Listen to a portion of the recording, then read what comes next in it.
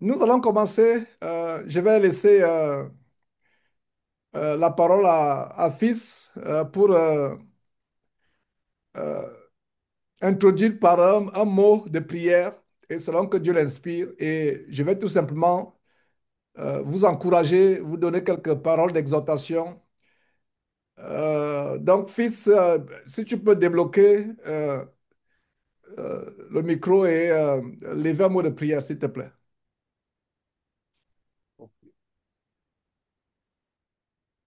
Bien, nous prions. Bonjour, vous écoutez? Ouais, on va prier. C'est notre Dieu, nous te bénissons, nous te rendons grâce pour cette journée.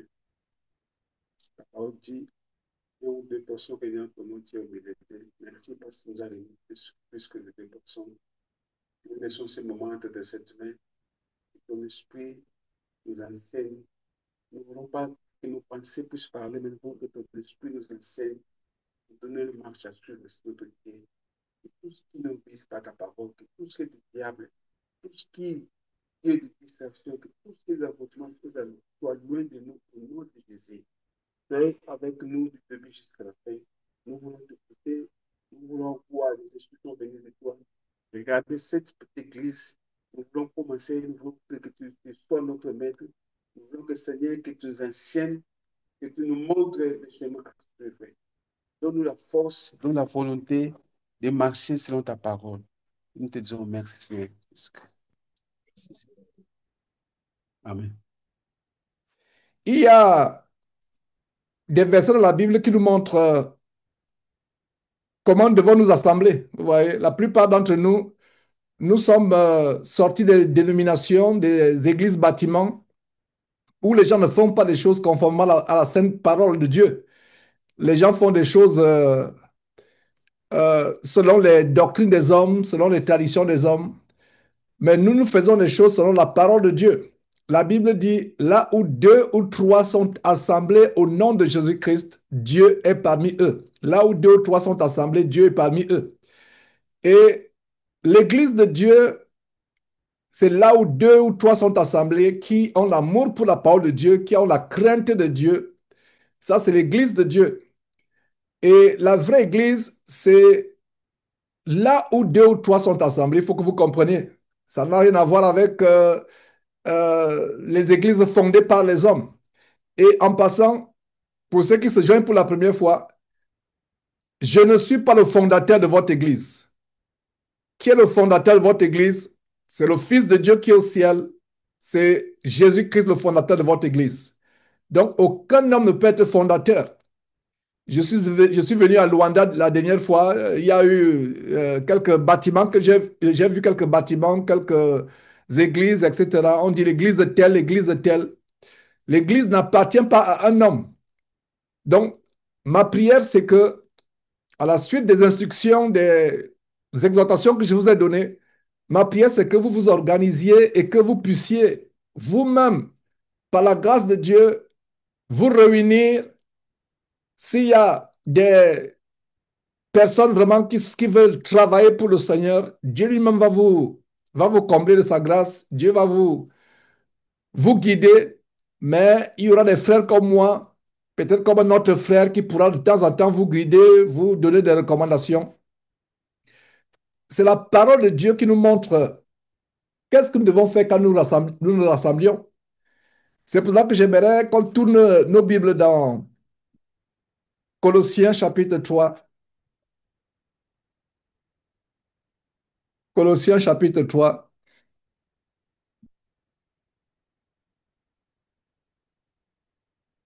C'est la volonté de Dieu que les frères et sœurs se retrouvent ensemble, communient ensemble.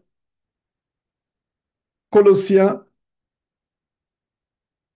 juste avant Thessaloniciens, Éphésiens, Philippiens, Colossiens au chapitre 3. Il y a la question que les gens posent, mes frères Georges, qu'est-ce qu'il faut faire quand on se rassemble? Comment se rassemble-t-on? Et j'espère que Vous me suivez parce que c'est assez compliqué. C'est une expérience pour la première fois. Les caméras bougent à gauche, à droite, mais je pense qu'on va, avec le temps, voilà, je pense qu'il faut stabiliser la caméra là. Il faut stabiliser la caméra. Ça, c'est bon. Ne bougez plus la caméra. Il ne faut plus la bouger. Voilà, ne bougez plus la caméra. Je pense que c'est bien comme cela. Et voilà, ne bougez plus la caméra. Il ne faut plus la bouger. Voilà. Ne bougez plus la caméra. Il faut plus. Je ne sais pas si vous avez un trépied, parce que voilà, il faut pas, il faut plus bouger la caméra. La caméra est bonne. Est-ce que vous me suivez? C'est bon? Vous m'entendez? Vous m'entendez? C'est bon? Euh, est-ce que vous m'entendez? Est-ce que vous m'entendez, fiston? Vous m'entendez? Ok, d'accord. Si vous m'entendez, faites ça. Ok, c'est bon. Ok, super, super. Alors, oui, ne bougez même plus la caméra est bonne, ne la bougez même pas. Il faut seulement débloquer le son et voilà. Et L'écoute seulement. voilà, donc il faut tout simplement débloquer. La caméra est bonne, je rends grâce à Dieu pour cela. Et c'était un plaisir de vous rencontrer en Angola, disais-je. C'était un plaisir de vous rencontrer en Angola et j'ai été vraiment très content de vous voir. Et voilà, effectivement, voilà. Donc, je vous invitais à tourner vos Bibles dans Colossiens chapitre 3 verset 16. Nous allons voir une écriture, comment les chrétiens se rassemblent. Ce n'est pas Georges qui invente, ce n'est pas qui que ce soit, c'est l'évangile. Nous devons lire la Bible. Il a dit quoi? Que la parole de Dieu, la parole de Christ habite parmi vous abondamment. Instruisez-vous et exhortez-vous les uns les autres en toute sagesse par des psaumes, par des hymnes, par les cantiques spirituels, chantant à Dieu dans votre cœur sous l'inspiration de la grâce. Voilà ce que dit la parole de Dieu. Quand vous vous assemblez, exhortez-vous les uns les autres. Les réunions d'église, c'est les occasions pour les chrétiens d'être ensemble, de glorifier Dieu, de louer Dieu, d'adorer Dieu, de prier ensemble. Dieu soit loué, voilà. Ça veut dire que nous sommes, voilà. Donc merci, merci. Comme, je ne savais pas que je devais travailler aujourd'hui. Donc voilà, j'ai un collaborateur avec qui on aura une réunion de travail. Mais Dieu, c'est d'abord important. Ouais, mettez Dieu en premier. J'aurais pu dire à fils, renvoyons ça la prochaine fois. Renvoyons la prochaine fois. J'ai dit non, on ne peut pas renvoyer Dieu en premier. Et c'est ce que nous devons faire. J'espère que vous m'entendez. C'est bon? Ok, c'est bon. Vous m'entendez? Voilà, super, super. Alors, j'étais en train de lire Colossiens chapitre 3 verset 16. Que la parole de Christ habite parmi vous abondamment. Instruisez-vous, la parole de Christ doit habiter abondamment parmi vous. Vous ne pouvez pas dire que vous êtes chrétien si vous passez une journée sans lire la Bible. La parole de Dieu, pas la parole d'un homme, pas le livre des pasteurs, pas le livre que les gens vendent à gauche à droite. La parole de Dieu, c'est la Bible. Cette parole de Dieu, la Bible, doit habiter parmi vous abondamment. Ça veut dire que vous lisez la parole de Dieu, vous la mettez en pratique, vous voyez comment cette parole change votre vie. Si vous étiez par exemple un voleur, vous ne volez plus. Si vous étiez un menteur, vous ne mentez plus. Si vous faisiez la fraude par le passé, vous ne faites plus la fraude. Cette parole vous change. Si vous étiez désobéissant à vos parents, par exemple, en tant qu'enfant, vous changez. Si, par exemple, vous, femmes, vous étiez insoumise à votre mari, vous insultiez votre mari, cette parole vous change. Voilà comment la parole de Dieu habite abondamment parmi nous. Maintenant, comment ça se passe quand on se réunit? Que la parole de Christ habite parmi vous abondamment. Instruisez-vous. On doit s'instruire. La raison pour laquelle nous assistons aux assemblées des saints, c'est pour nous instruire. C'est pour nous instruire. C'est la raison pour laquelle nous nous assemblons, pour être instruits. Et en passant tous les dimanches à 16 heures, heure de Luanda, tous les dimanches, nous avons des enseignements bibliques d'instruction. Mais nous sommes en train d'étudier le livre de Jérémie. Et j'aimerais, je ne fais pas d'ordre, mais c'est une suggestion avec amour, que tous les chrétiens d'Angola assistent à ces réunions le dimanche. C'est là où nous avons la sainte doctrine, la parole de Dieu, nous assurer que nous avons la parole, la même doctrine, qui n'est pas ma doctrine à moi, Georges, mais la doctrine que nous a laissée le Seigneur Jésus-Christ dans la parole de Dieu et que le Saint-Esprit a inspiré aux apôtres du Seigneur Jésus-Christ comme Paul, Pierre, Jacques et les autres. Donc, ces enseignements du dimanche, tous les dimanches par, euh, par WhatsApp ou par Telegram, il y a des enseignements tous les dimanches. Et fils, pour ceux qui désirent le lien, donne-leur le lien. J'aimerais m'assurer que nous avons la même doctrine parce que Dieu, dans chaque génération, a établi des personnes pour vous enseigner la parole de Dieu, pour vous enseigner. Notre plus grand enseignant, c'est le Saint-Esprit. Mais en même temps que notre plus grand enseignant, à nous tous, c'est-à-dire quand vous ouvrez la Bible dans votre maison, dans votre chambre, vous la lisez, le Saint-Esprit ouvre votre intelligence pour comprendre la parole de Dieu. Mais il y a une chose que vous devez comprendre, c'est que dans l'Église, et sur la base d'Éphésiens chapitre 4, verset 11, Dieu a établi des ministères. Il y a des gens qui ont le don de diriger, le don d'enseigner, il y a le don d'opérer les miracles, il y a différents dons, mais il y a le don d'enseignement. Et chaque dimanche, nous avons donc ces enseignements, et ces enseignements ont transformé la vie de beaucoup de personnes. Pas transformé sur le plan matériel, parce qu'aujourd'hui, ces fausses églises mettent l'accent sur des choses matérielles. Ces fausses églises mettent l'accent sur les choses, oh, tu vas voyager, tu vas réussir, tu vas te marier, tu auras un fonds de commerce bientôt, tu auras le visa, tu auras ceci, cela. Jésus-Christ n'est pas venu mourir sur la croix pour que nous ayons le visa, pour que nous voyagions, pour que nous... Non, ces choses, c'est votre vie privée, c'est votre vie. Vous voulez trouver un travail, vous marier, vous voyager, faire un commerce, trouver un travail. Non, ça, c'est votre vie privée. Et Dieu peut vous faire trouver grâce. Mais la raison pour laquelle nous allons dans les églises, ce n'est pas la même raison que les disciples de Christ dans le premier siècle avaient. La raison pour laquelle nous allons dans une assemblée d'église comme celle que vous êtes en train de former par la grâce de Dieu à Luanda, c'est pour changer de vie. C'est pour expérimenter la repentance, pour s'approcher de Dieu afin de pouvoir sauver votre âme lors du jugement qui va venir. Parce que ce jugement sera terrible.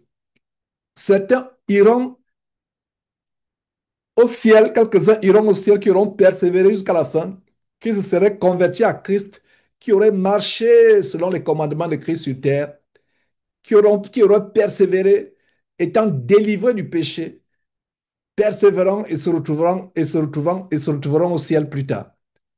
Mais à l'opposé, ceux qui auront renié Dieu, son Fils Jésus-Christ, y compris les chrétiens qui se seraient amusés avec leur salut, continuant à vivre selon le monde dans le péché, ces gens-là seront éloignés de la face de Dieu, seront jetés éternellement dans le lac de feu et de soufre, qu'on appelle communément l'enfer, d'éternité en éternité. Jésus-Christ est venu nous sauver de la colère à venir. La raison pour laquelle nous assemblons, c'est pour être instruits, c'est pour être édifiés, c'est pour être enseignés. Ce n'est pas pour devenir riche. Regardez l'évangile de la prospérité des faux pasteurs. Et vous avez un célèbre faux pasteur à Luanda qui porte les tenues militaires. Si vous voulez devenir véritablement militaire, je pense qu'il devait aller à l'armée angolaise faire la formation. Mais aujourd'hui, il est général. Il n'a jamais fait l'armée, mais il est général. Il porte, il a les gardes-corps, il a sa baguette de général. En réalité, c'est une baguette magique. Et ils sont nombreux, les faux pasteurs qui prêchent Dieu pour de l'argent. Vous ne venez pas à Christ pour avoir de l'argent. Vous voulez avoir l'argent, trouvez un travail. Vous voulez avoir de l'argent, commencez un commerce. Pour ceux qui sont jeunes, faites une formation, même pas seulement pour tout le monde, faites une formation pour avoir l'argent. Mais beaucoup qui sont dans le chômage, pour fuir le chômage ou pour contrôler le chômage, s'improvisent pasteur. On n'est pas pasteur pour manger. On n'est pas pasteur pour avoir un bout de pain. Voilà, c'est samedi aujourd'hui. Mais j'ai ces réunions depuis où? Depuis mon bureau. Parce que je dois travailler. Et je suis en plein travail au moment où je fais ces réunions. J'ai tout simplement voulu mettre Dieu en premier. J'aurais pu, moi aussi, ne pas travailler. Il y a beaucoup de personnes qui me suivent à travers le monde. Il y a environ 1 million de personnes qui me suivent à travers le monde. Et je ne dis pas ça pour me vanter. Ils suivent mes enseignements. Et ma prière, c'est que je ne sois pas celui qui suive, mais plutôt que je les amène à suivre celui qui porte le nom de ce ministère, Jésus-Christ TV. Mais la raison pour laquelle je parle de plus d'1 million de personnes qui suivent Jésus-Christ TV à travers le monde, beaucoup auraient fait un fonds de commerce, mais je n'en fais pas un fonds de commerce. Il y a des gens du monde qui me disent, mais tiens, il y a beaucoup de personnes qui te suivent à travers le monde, tu peux être riche avec ça. Non, je n'ai pas envie d'être riche avec l'évangile de Christ.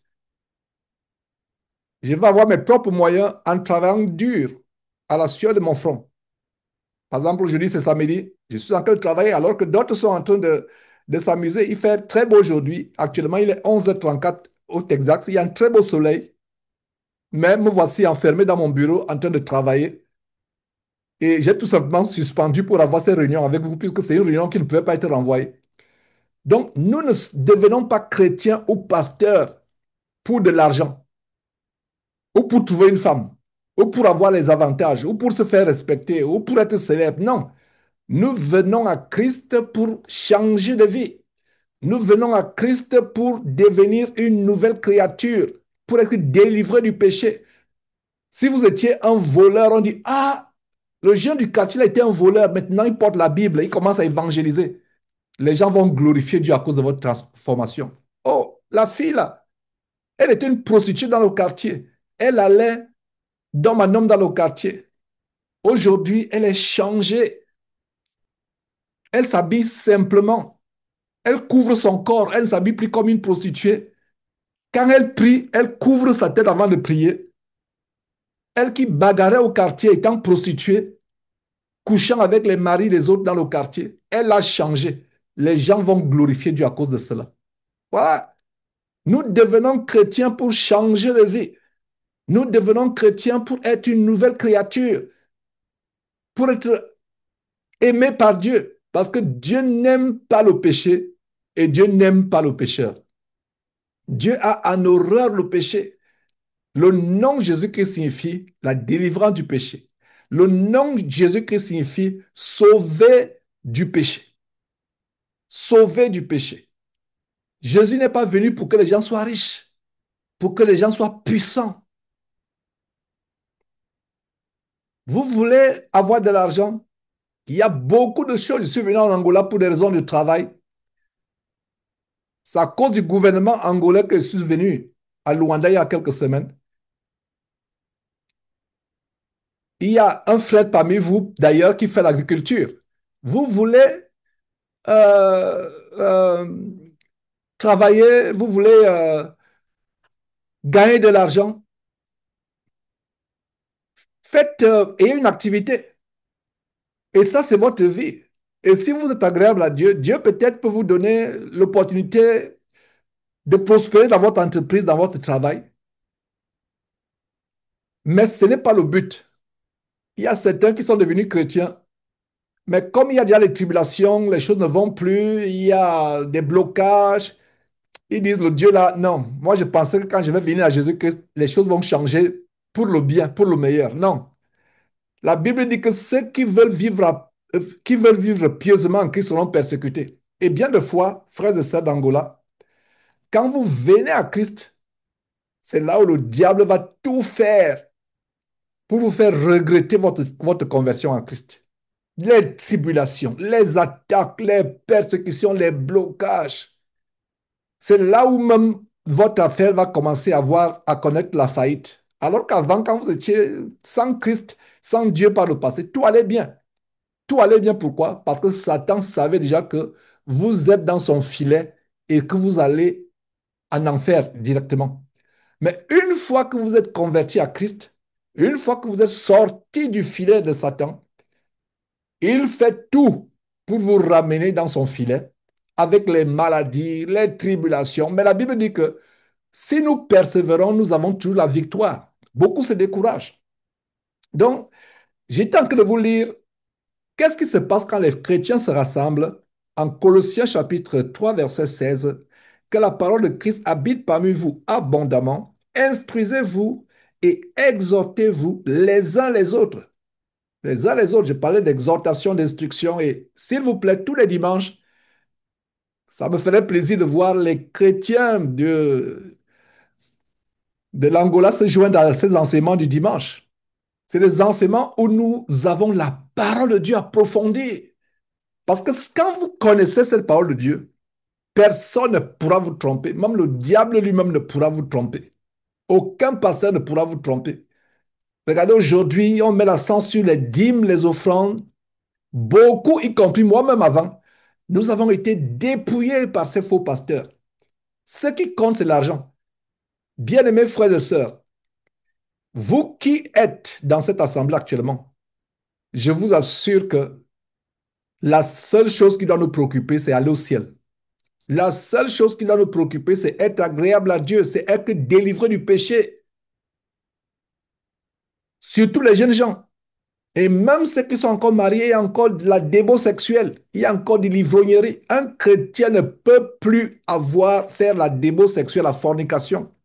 Le sexe avant le mariage, le sexe hors mariage, aller encore dans les bars, boire la bière, etc. Ça, ce n'est pas la vie d'un chrétien. Aller dans les bars, écouter les musiques mondaines, fréquenter les endroits mondains où les prostituées, les ivrognes vont.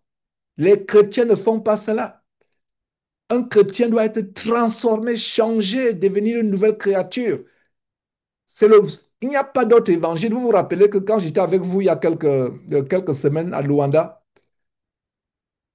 dans la zone de Miramar, je crois, si je n'ai pas mal prononcé, à côté de la Banque centrale d'Angola, c'est là où j'ai résidé par la grâce de Dieu pendant ces quelques jours.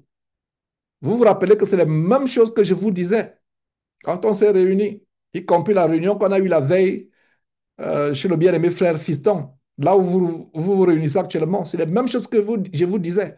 C'est les mêmes choses que nous devons dire. Les anciens parmi vous que Dieu va établir, prêchez la repentance, prêchez la haine du péché, prêchez la repentance, la délivrance du péché, la haine du péché. Il n'y a pas d'autre message.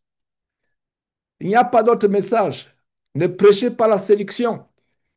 Ne prêchez pas les choses pour attirer les gens à s'accrocher à vous. Et en ce qui me concerne, si je suis associé à votre assemblée, je ne pourrais pas tolérer un seul instant qu'il y ait un enseignement qui est contraire à l'enseignement que le Seigneur Jésus nous a apporté. Le seul enseignement, la pierre angulaire de l'enseignement de l'évangile de Christ, c'est la repentance et la délivrance du péché. Ce n'est pas autre chose. Aujourd'hui, il y a d'autres enseignements, des doctrines des démons. Oh, tu vas être riche, tu vas être prospère, tu vas avoir ceci, tu vas avoir cela. Mais il ne prêche jamais la délivrance du péché. La repentance. La repentance. Et voilà comment ça va se passer. Et il y a eu des enseignements. Et si on se connaît aujourd'hui, si on est rassemblés aujourd'hui, je rends grâce à Dieu pour cela. Mais j'aimerais vous dire que c'est à cause d'un moins que rien. Parce que quand il dit moins que rien, ce n'est pas de la fausse modestie. J'étais un blasphémateur, j'étais un grand pécheur. Mais je ne suis pas arrivé encore à la perfection. Donc que personne ne m'idolâtre. Mais j'étais un grand pécheur. Dieu a eu pitié de moi. Je ne suis même pas digne d'ouvrir la Bible devant vous actuellement. Mais par un homme imparfait comme moi, Dieu a établi ce ministère. Dieu, je rends grâce à Dieu, je ne me vante pas, s'il vous plaît. Dieu m'a donné un don d'enseigner. Et beaucoup à travers le monde ont bénéficié de ce don d'enseignement. Il y a tellement d'enseignements. Il y a des gens qui disent, mais Georges, tu passes le temps à dénoncer les faux pasteurs, tu n'enseignes pas. Ces gens-là, oh là là, je les plains. S'ils pouvaient savoir qu'on a des centaines et des centaines et des centaines d'enseignements que je fais par la grâce de Dieu, il y en a tellement. Vous, Assemblée d'Angola, j'aimerais que la Bible soit au centre de tout ce que vous faites, la parole de Dieu. Il faut que ce soit vraiment une église qui sera un modèle pour les autres en Afrique. Et il faut des personnes passionnées. Et s'il y a des frères qui veulent vraiment être dans le ministère, parce que, comprenez une chose, je n'ai pas dit frères de ça, je dis frères, parce que la femme ne peut pas enseigner la parole de Dieu. Même dans l'assemblée, la femme garde le silence. Quand je suis venu vous rendre visite, c'est de manière exceptionnelle que j'ai permis aux femmes de parler en assemblée pour se présenter. Mais généralement, quand nous sommes en assemblée, qu'est-ce qui se passe? Là, les femmes se taisent. Les femmes se taisent dans l'assemblée. Les femmes ne prennent pas la parole. Les femmes n'interviennent pas en assemblée. Elles se taisent. Et donc, c'est de manière exceptionnelle que j'ai permis que les sœurs se présentent.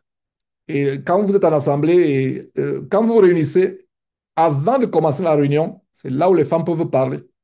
Après la réunion, les femmes peuvent parler. Mais pendant la réunion, les femmes gardent le silence, sauf si elles chantent ensemble. Par exemple, imaginez qu'on se met à chanter là. On se met à chanter. Les femmes peuvent chanter. On élève la voix ensemble. Mais la femme ne peut pas prendre la parole, commencer à parler ou on lui donne la parole pour peut-être prier ou je ne sais pas. Non. Et c'est les choses sur lesquelles je vais revenir encore et encore et encore. Donc, pour être bref, je vais dire ceci. Je vais vous accompagner jusqu'à ce que cette assemblée s'établisse. Hein, je vais vous accompagner. Aujourd'hui, j'introduis les choses, mais les réunions prochaines, je serai là tranquille en vous écoutant, en voyant comment vous communiez pour nous assurer que nous faisons les choses conformément aux Écritures. Parce que regardez, là où nous sommes là, nous venons de différentes dénominations. Chacun est venu là-bas avec sa doctrine. Chacun est parti de cette dénomination avec sa doctrine. Telle était. Donc, si nous sommes par exemple 20 actuellement, une vingtaine, ça veut dire que nous venons à ces réunions avec un héritage doctrinal diabolique, une vingtaine d'héritages diaboliques, doctrinaux diaboliques. Moi, le ministère de la Voix, telle l'église évangélique, telle l'Assemblée de Dieu, telle... Non. Maintenant, aujourd'hui, nous avons vomi cette doctrine diabolique de ces fausses églises. Et qu'est-ce qui nous rassemble aujourd'hui? C'est l'évangile de Christ. Donc, tout ce qui est dedans, si quelqu'un vient me dire, Georges, fais ceci, fais cela, je vais d'abord lui demander, mon ami, montre-moi où c'est écrit dans le Nouveau Testament. Montre-moi où c'est écrit dans la Bible. Montre-moi où c'est écrit. Montre-moi où c'est écrit qu'il faut imposer la dîme aux gens 10%. Ce n'est écrit nulle part. Nous sommes des chrétiens. La dîme, c'était l'Ancien Testament. Aujourd'hui, si parmi vous, quelqu'un vous impose qu'il faut payer 10% chaque samedi que vous réunissez au dimanche, fuyez cette personne comme la mort. D'autres vendent les livres. Montrez-moi dans la Bible un seul disciple qui a vendu les livres. Même Jésus n'a pas vendu sa parole. Aujourd'hui, pour assister à une réunion Zoom biblique, vous payez. Pour assister à des concerts, même l'histoire des concerts bibliques. Et je sais qu'il y a des peuples qui sont vraiment doués à la musique, comme les Angolais, il y a les Congolais qui sont doués à la musique. Mais laissez-moi vous dire qu'une chose, ces musiques chrétiennes d'ailleurs ne sont pas, c'est des musiques sataniques inspirées par les sirènes des eaux, les Mami Wata, les démons, ces musiques. La louange de Dieu, ce n'est pas moyen pour se divertir. Jésus-Christ va publier une vidéo il y a quelques jours où vraiment dans une église, plusieurs églises, c'est une compilation d'images dans les églises, comment les gens dansent de manière impudique, de manière vraiment débauchée. Même dans les églises, on ne danse pas de cette manière. On ne danse pas de cette manière, même dans les boîtes de nuit, pardon, même dans les boîtes de nuit. Les églises sont devenues des endroits de prostitution. Regardez comment les femmes s'habillent. Une femme qui craint Dieu couvre son corps. Ton corps n'est pas pour que les gens t'admirent dans la rue. Ton corps est pour ton mari si tu es marié. Tu dois couvrir ton corps. Ne pas, aujourd'hui, les chrétiens exposent leur ventre, elles exposent les épaules, elles exposent les fesses, elles exposent les cuisses. Une chrétienne qui craint Dieu couvre son corps complètement. Maintenant, si tu es célibataire, j'ai bien dit que si tu es marié, ton corps est pour ton mari. Mais jeune sœur ou femme célibataire, si tu n'es pas marié, comme c'est le cas des célibataires, ton corps est pour le Seigneur Jésus-Christ. Ton corps est pour le Seigneur Jésus-Christ. Tout ce qu'on met sur le corps, les faux cheveux, les rouges à lèvres, etc. Dieu t'a créé noir. Ne cherche pas à devenir blanc. Et même les hommes s'y mettent. Il y a les hommes qui se décapent, qui veulent changer le teint. Dieu t'a créé avec les cheveux crépus. Ne cherche pas à avoir les cheveux lisses. Dieu sait comment il a créé les hommes noirs, les hommes blancs, les hommes, peu importe le teint.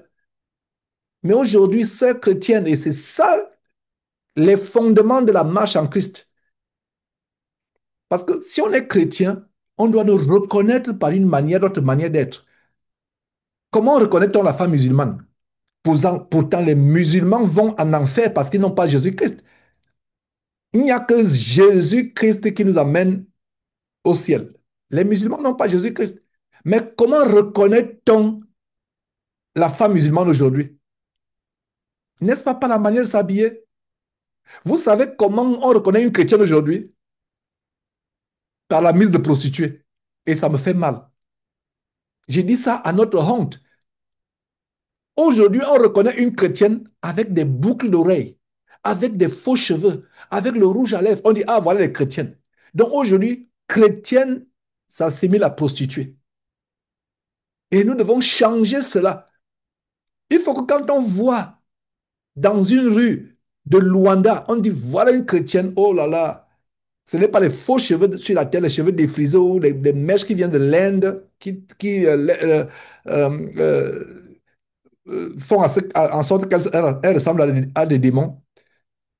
Ce n'est pas des hauts talons, ce n'est pas des pantalons. Même le pantalon, une femme qui craint Dieu ne met pas le pantalon. Le pantalon, c'est un habit de rébellion.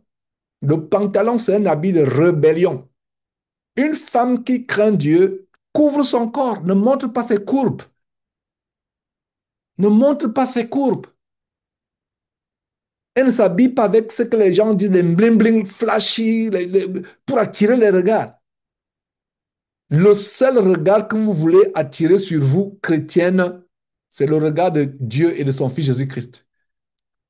Cherchez à attirer le regard de Dieu sur vous. Et si une femme, y compris les hommes, s'habille de manière débauchée comme une prostituée, vous détournez le regard de Dieu de vous. Vous détournez le regard de Jésus-Christ de vous.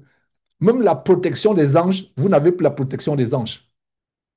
Mais quand une femme craint Dieu, vit dans la piété, dans la sanctification, 24 heures sur 24 heures, elle a la protection des anges. Voilà l'évangile que j'aimerais que Luanda et l'Angola en général écoutent. Et il faut des hommes pour reprendre cet évangile. Ce n'est pas mon évangile à moi. Je ne fais que reprendre les choses que le Seigneur Jésus qui nous a apprises et que ses apôtres comme Paul, Pierre et Jean et autres, Jacques, ont reprises. L'évangile de la piété. Quand on te voit, on voit la sainteté. Dieu est infiniment saint. Ses enfants doivent être saints. La sainteté, pas la manière de s'habiller, de se comporter. C'est cette sainteté-là que nous devons dégager. Cette sainteté-là que nous devons dégager. Mes frères et sœurs, voilà l'évangile que je suis en train de vous donner. J'enseignerai sur d'autres détails. Je vais vous accompagner. afin que vous vous établissiez. Comme Paul a donné cette commission à Tite, dans le livre de Tite, je t'ai établi afin que si dans telle ville, tu vois des gens fidèles, peut-être que par la grâce de Dieu, je reviendrai en Angola, vous rendre encore visite. Parce que ce que j'ai vu en Angola, la raison pour laquelle je m'intéresse vraiment à ce que l'Église soit établie en Angola, j'ai vu des frères et des sœurs qui ont soif de l'Évangile. Et ce n'est même pas moi seulement. Il y a une sœur qui m'a contacté, qui a dit vraiment, j'ai été touché. Comment je peux faire pour envoyer les Bibles, pour envoyer quelques Bibles, même deux ou trois ou quatre ou cinq Bibles ou 10 Bibles aux frères que j'ai vus en Angola. Donc ça veut dire que même une sœur en France a été touchée en voyant comment l'amour que vous avez. Et moi aussi j'ai vu ça. C'est pour ça que je peux mettre de côté mon travail ce samedi, prendre un peu de temps, 10 minutes, 20 minutes pour vous exhorter. Il faudrait que quand je reviens là-bas, mes frères et sœurs, que je trouve et je vois plus que ce que j'ai vu. Des frères engagés, des frères qui manifestent l'amour, les frères qui sont là sincèrement pour Dieu, parce qu'il y a beaucoup qui viennent avec d'autres motifs, d'autres raisons. Par le passé, on a vu les gens qui rejoignent des assemblées pour avoir à manger, pour pouvoir trouver un travail, pour pouvoir voyager, etc. Ces choses peuvent arriver par la grâce de Dieu, mais ce n'est pas la raison pour laquelle nous nous assemblons. La raison pour laquelle nous assemblons, c'est pour expérimenter la repentance, pour expérimenter la délivrance du péché. Et quand vous avez expérimenté la repentance, la délivrance du péché, laissez-moi vous dire que la maladie que vous aviez depuis des années, vous serez même surpris qu'elle est partie automatiquement. Les blocages qu'il y avait dans votre famille, vous allez voir que ces blocages vont partir. Il y a des femmes qui n'arrivaient pas à concevoir, avoir un enfant enfanté. Mais une fois que ces femmes ont expérimenté la repentance, elles ont été surpris qu'elle est tombée enceinte, alors que tous les médecins du monde entier, et même les ngangas, les fétichistes avaient dit, tu ne pourras plus accoucher. Ne mettons pas la charrue avant les bœufs. Beaucoup de chrétiens aujourd'hui mettent la délivrance avant la repentance. Ils mettent l'exaucement des prières avant la véritable conversion, la délivrance du péché. Je vous assure que Dieu prend plaisir à la chrétienne qui se convertit, qui se repent du péché. Et c'est là où Dieu ouvre le robinet des bénédictions, des délivrances et des guérisons. Est-ce que vous comprenez? J'espère que nous sommes ensemble. Nous devons comprendre une chose. Nous devons comprendre une chose. Dieu est à côté de ceux qui aiment sa parole. Dieu est à côté. Dieu est à côté de ceux qui aiment sa parole. Dieu bénit ceux qui aiment sa parole. Aimer la parole de Dieu, c'est la mettre en pratique. Je suis content de rappeler ces choses.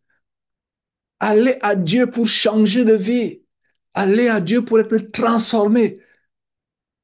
Lisez beaucoup la Bible. Et je sais qu'il y a beaucoup d'enseignements qui sont en français, mais regardez, aujourd'hui sur YouTube, vous pouvez suivre une vidéo qui est en anglais ou en français. Vous pouvez la suivre en portugais. Vous allez sur YouTube, au bas de la vidéo, vous cliquez, vous changez la langue. L'intelligence artificielle de YouTube, Facebook, surtout YouTube, vous permet de suivre une vidéo dans votre langue locale, même si cette vidéo est en Russie, pardon, en russe, excusez-moi, en russe, en chinois, en espagnol, peu importe la langue, vous la suivez en portugais. Mais ma prière, c'est que nous comprenions pourquoi nous sommes chrétiens. Je vais terminer, puisque votre assemblée, je suis qu'un invité. Vous allez continuer comme Dieu vous a inspiré. J'aimerais vous montrer un chapitre, le chapitre 14. Le chapitre 14 de 1 Corinthiens, 1er Corinthiens chapitre 14, nous montre comment se passent les assemblées d'église. Et la caractéristique de l'église de Corinthe, et c'est malheureux, dans l'Antiquité, l'église de Corinthe était réputée par son désordre. Les femmes parlaient dans les assemblées, les femmes prenaient autorité sur les hommes. Les femmes, il y avait toutes sortes de... Il y avait l'ivrognerie. Allez lire 1 Corinthiens chapitre 11, vous allez comprendre qu'il y avait l'ivrognerie et la gloutonnerie dans l'église de Corinthe.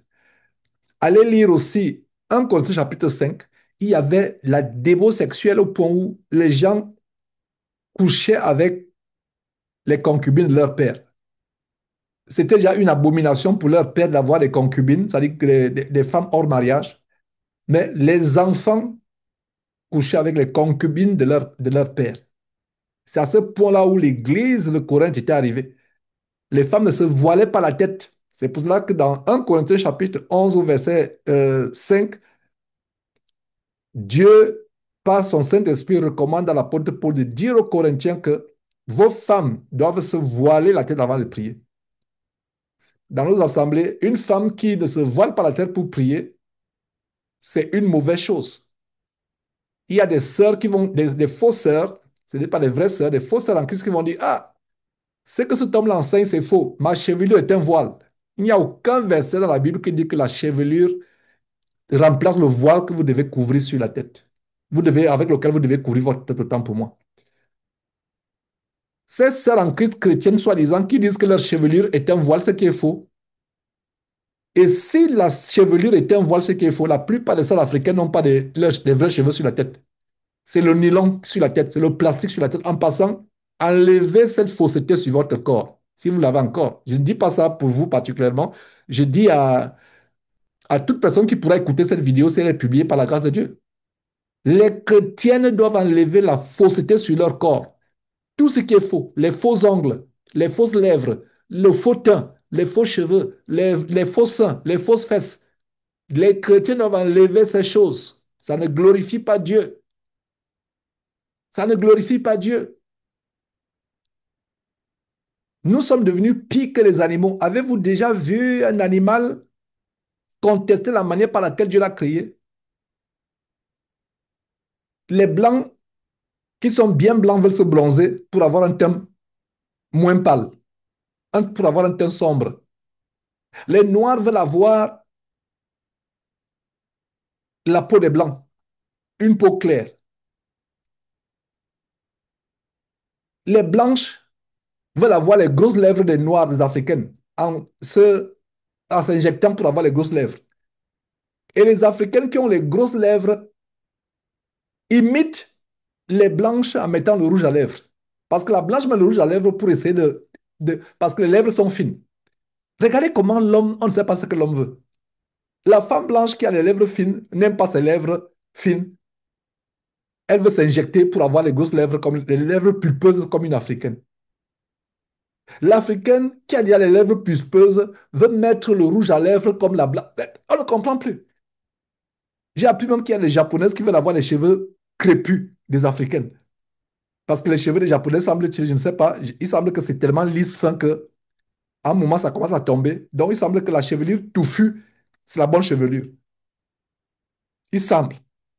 Mais que ce soit la chevelure touffue, lisse, ça a été créé par Dieu. Tout ce que Dieu a fait est bon. Dieu a créé, Dieu a mis à Adam et Ève les gènes de toutes les races qui devaient être issues plus tard. Dieu, en créant Adam et Ève, avait déjà créé avec toutes les races, toutes les couleurs de peau, toutes les formes, les textures des cheveux. Dieu t'a créé avec les cheveux crépus, reste avec tes cheveux crépus. Dieu t'a créé avec les cheveux lisses, tu es blanche, reste avec tes cheveux crépus. Les Asiatiques ont les traits tirés. Il y a maintenant les opérations pour avoir les gros yeux. Et même les femmes des soi-disant chrétiens font les opérations chirurgicales pour transformer, pour avoir, je ne sais pas. Il y a un faux pasteur Massoulou Tunassi, sa femme est partie mourir euh, en Turquie, charcutée par un soi-disant chirurgien plastique. Charcutée comme un morceau comme un bœuf qu'on charcute, parce qu'elle va voir la cambrure, la courbe de Beyoncé ou je ne sais pas, de Rihanna. On casse même les os, on fait le truc. Ce qui doit nous préoccuper, c'est d'aller au ciel. Toutes ces choses-là, arranger le corps, soigner, Ne changez pas le corps que Dieu vous a donné. En fait, je vous résume l'évangile de sanctification que le Seigneur Jésus-Christ est venu nous montrer. L'évangile de sanctification.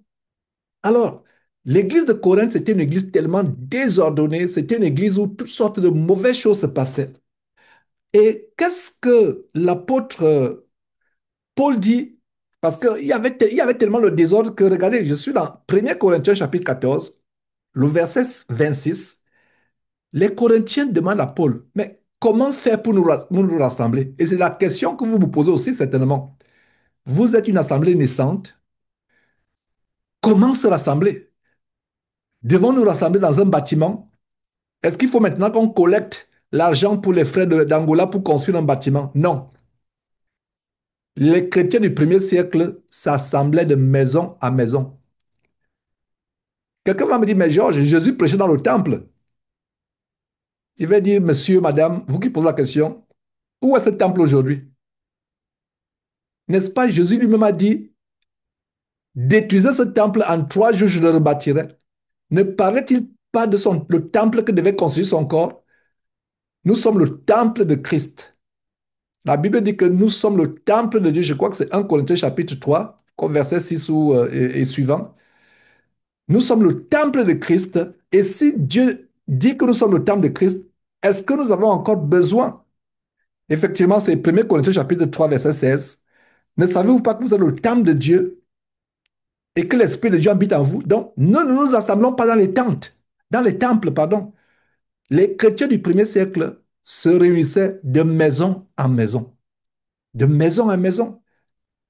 Et vos réunions là-bas, aujourd'hui, vous dites, nous nous réunissons dans telle maison, tel dimanche, nous nous réunissons dans telle maison, tel dimanche, nous nous réunissons dans telle autre maison, de maison à maison, de maison à maison, nous nous réunissons de maison à maison. Il n'y a pas de temple. Ces temples, Jésus les appelle les habitations de démons. Nous ne nous réunissons pas dans les temples, nous nous réunissons de maison à maison. C'est là où il y a l'amour, c'est là où on se connaît. Ce n'est pas dans les temples où il y a les orchestres, où les gens dansent, les gens, ils font toutes sortes de mauvaises choses. En fait, c'est les épiceries, c'est des fonds de commerce. Ces pasteurs construisent ces temples parce que ces temples deviennent des fonds de commerce, c'est le business des entreprises. Dans la Bible, il n'y a pas un seul exemple de chrétiens qui ont construit un temple pour se réunir. Donc, comment nous nous réunissons? Et c'est la question que les Corinthiens ont posée à Paul. Et Paul répond à cette question en 1 Corinthiens chapitre 14. Que faire donc, frères, lorsque vous vous assemblez? Voilà, ils ont posé la question. Que faire donc, frères, lorsque vous vous assemblez? Donc, Paul reprend leur question et répond à cette question. Que faire donc, frères, lorsque vous vous assemblez? Les uns Les uns ou les autres ont-ils un cantique? Les uns ou les autres ont-ils un cantique? Il n'est pas dit, il y a les spécialistes de chant qui ont les voix de Michael Jackson, qui savent jouer la guitare. Non. Dans l'église aujourd'hui, il y a les spécialistes de chant qu'on appelle chorale. Est-ce que vous savez que la chorale a été inventée par le pape Grégoire au Moyen Âge? C'est pour ça on parle du chant grégorien. Dans l'église du premier siècle, il n'y avait pas de chorale. Il n'y avait pas de musique, il n'y avait pas de concert. Ça a été inventé à partir du pape Grégoire. C'est pour ça qu'on parle du chant grégorien. Allez faire des recherches, chant grégorien. Il n'y a pas de chorale dans le corps de Christ. Il n'y a pas de chantre dans le corps de Christ. Les chantres, c'était dans l'Ancien Testament. Et ce n'est pas n'importe qui était chantre. Pour être chantre, il fallait faire partie de la tribu de Lévi. Donc, mon frère chrétien, ma sœur chrétienne, tu veux t'entêter à être chantre, je donne un conseil. Première chose, prends l'avion, va en Israël. Première chose, prends l'avion, va en Israël. Deuxième chose, cherche si tu es de la tribu de Lévi. Deuxième chose. Maintenant, si on te dit que tu as peut-être 2% du sang de la tribu de Lévi dans ton DNA, va faire les tests ADN. En anglais, c'est DNA, mais en anglais, c'est DNA. En français, c'est l'ADN. Va faire le test pour savoir si tu es de la tribu de Lévi. C'est ainsi que tu peux chanter. Et en passant, ça, c'est va vers les juifs et allez, deviens juif. Troisième chose, deviens juif. Donc, si toi, chrétien, tu veux chanter, il y a 3 choses. Si tu n'es pas en Israël, prends l'avion, va en Israël. Deuxième chose, fais un test ADN pour savoir si tu es la tribu de Lévi. et cesse de devenir chrétien. Parce qu'en Christ, il n'y a plus les Lévites, il n'y a plus Judas, il n'y a plus Israël, il n'y a plus Juif, il n'y a plus Grec, il n'y a plus Chinois, Camerounais, Angolais, Français. Il n'y a plus de tribus, il n'y a plus de nationalité. Nous sommes un en Christ. Donc, dans le corps de Christ, nous chantons tous. Est-ce que vous voyez? Les uns ou les autres ont-ils un cantique?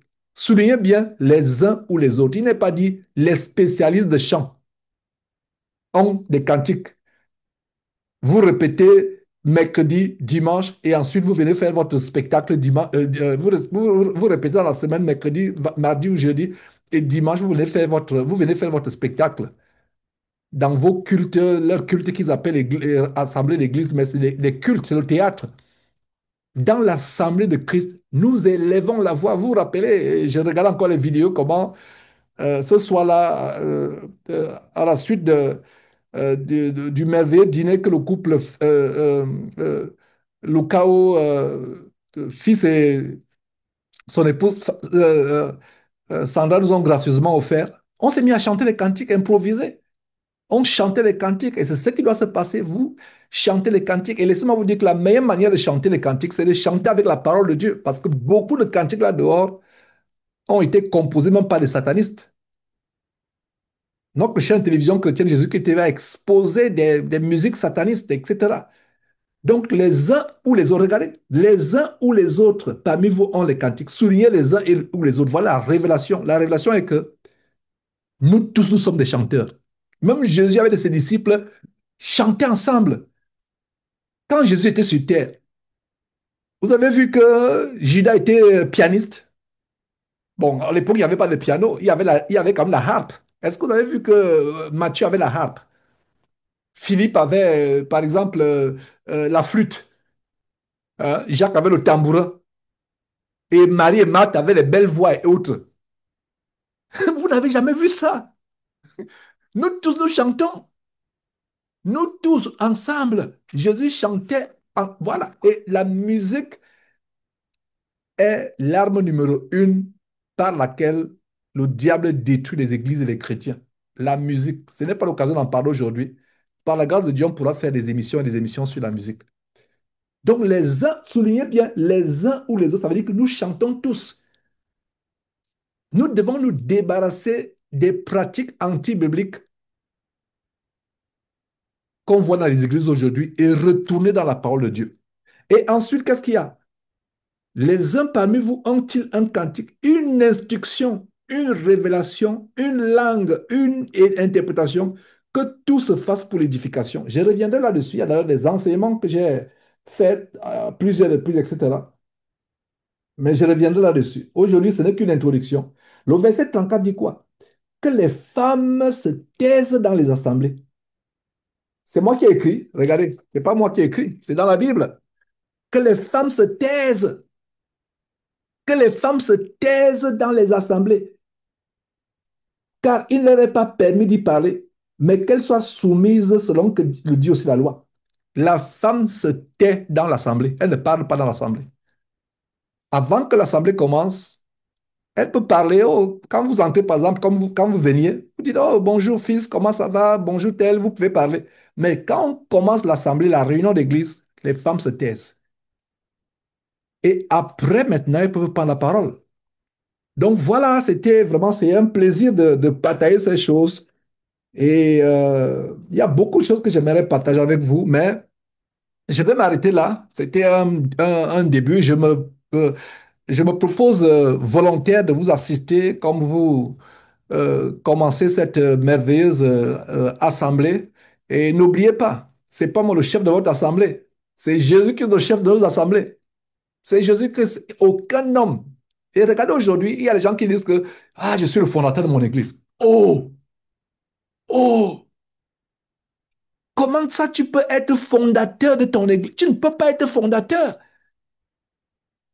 Votre fondateur qui dit qu'il est fondateur de l'église, laissez-moi vous dire une chose. Je ne peux- Si un homme vous dit qu'il est fondateur de son église, dites, bon, ok, vous êtes fondateur de votre église, mon ami, et comme vous êtes en Afrique actuellement, à Luanda par exemple, vous êtes à Luanda réunis actuellement, fondateur de l'église, tu es fondateur, qu'il y ait quatre costauds dans l'église qui disent, fondateur, viens, accompagne-nous à la quincaillerie. Il dit, mais comment vous faites quoi la quincaillerie? Non, viens seulement. Elle a la quincaillerie avec lui, acheter un marteau, acheter un clou. Comme tu es fondateur, allons dehors avec le clou que vous avez acheté, avec le marteau, allez au poteau, prenez même le doigt, essayez de clouer le doigt. Il va fuir. Je connais un seul fondateur qui est mort sur la croix. Son nom, c'est qui? Comment? Jésus-Christ. C'est le seul fondateur. Il n'y a pas de fondateur.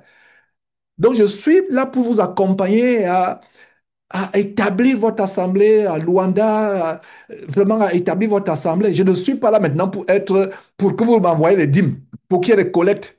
Voilà. Non, je ne prêche pas l'évangile pour les dîmes. Regardez, je vous ai bien, c'est samedi. Il fait tellement beau au Texas. Regarde le soleil. Vous, c'est déjà, bientôt c'est la nuit chez vous, mais nous, c'est la journée. J'aurais pu aller avec mes enfants me balader au parc, mais me voici, je dois travailler. Nous devons travailler. Donc, je ne serai pas votre chef. C'est Jésus qui est votre chef. Mais je peux recevoir des ordres pour vous encourager, pour vous sanctionner, s'il faut vous sanctionner. Et j'espère que je n'arriverai pas au point où je dis non. Quand il dit sanctionner, il dit, ah, nos routes se séparent. La Bible dit que pour pouvoir avoir la capacité de, de livrer de livrer un chrétien à Satan, de le livrer, ça dit que quand on livre à Satan, c'est une façon de dire que non, on l'écarte de l'Église et pour que la personne se repente. J'espère que je n'aurai pas usé mon autorité dans l'Église. Il y a l'autorité, nous pouvons avoir l'autorité, etc. Donc, excusez, il y a un téléphone qui est en train de sonner. Bon, bref, nous sommes presque à la fin. Donc, en ce qui me concerne, je vais, un instant, s'il vous plaît. Un instant.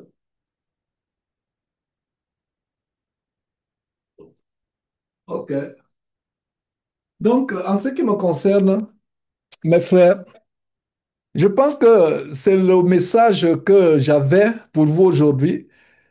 Euh, je vais tout simplement rendre grâce à Dieu et continuez votre réunion parce que moi, c'était tout simplement pour que votre réunion, c'est vous. Donc, vous allez continuer votre réunion.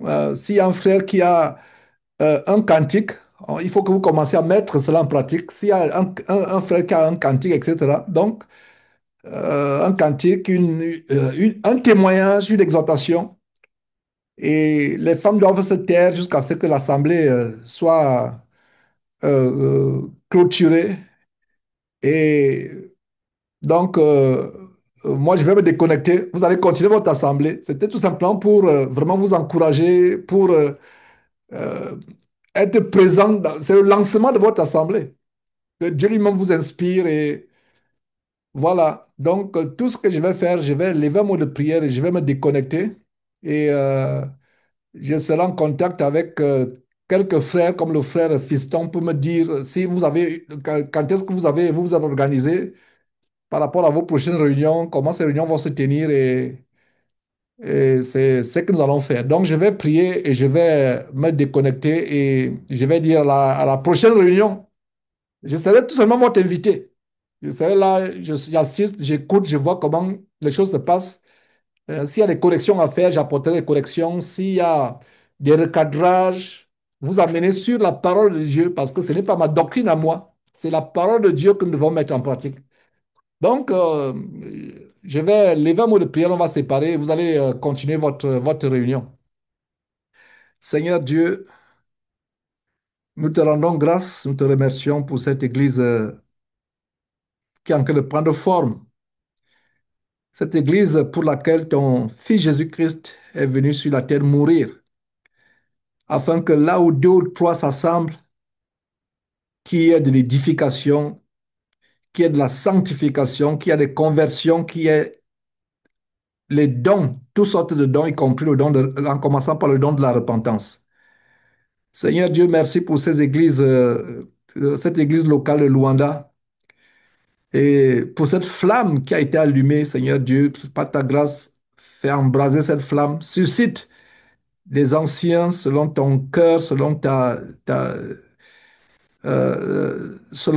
volonté, des anciens qui vont paître le troupeau de ces enfants qui ont soif et faim de l'évangile en Angola et à Luanda particulièrement. Seigneur Dieu, merci infiniment. Merci pour l'infinie grandeur de ton amour, de ta puissance. Merci de ce que tu as rendu disponible cette réunion qui va se poursuivre, Seigneur Dieu. Merci pour la bonne continuation de cette réunion, pour toutes les édifications, pour tous les témoignages qui vont se faire. Merci au nom de Jésus-Christ. Amen. Donc, frère, je vais me déconnecter et si vous pouvez peut-être, s'il y a quelqu'un qui peut filmer quelques aspects de la réunion qui va suivre, vous m'envoyez les vidéos après.